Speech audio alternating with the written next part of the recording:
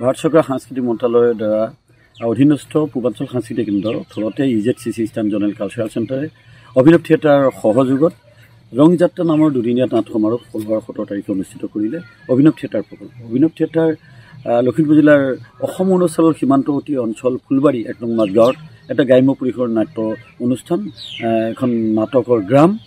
ইয়াত থকা খোৱাৰ সম্পূৰ্ণ থলুৱাভাৱে আছে, কটেজ বনোৱা আছে। ইয়াতে থাকি শিল্পীসকলে নাটক অভিনয় কৰিলে, মঞ্চত সুন্দৰ লাইটৰ ব্যৱস্থা সকলোখিনি আছিলে। দৰ্শকে ভৰি পৰিলে আৰু আটাইকেইখন নাটক খুব ভাল লাগিল আৰু দৰ্শকে সঁহাৰি পাই খুব ভাল লাগিলে। থেৰুৱা জাৰত, এই হাৰ কপোৱা জাৰৰ মাজতে দৰ্শকে ভৰি পৰিলে, নাটক উপভোগ কৰিলে, ভাল লাগিলে।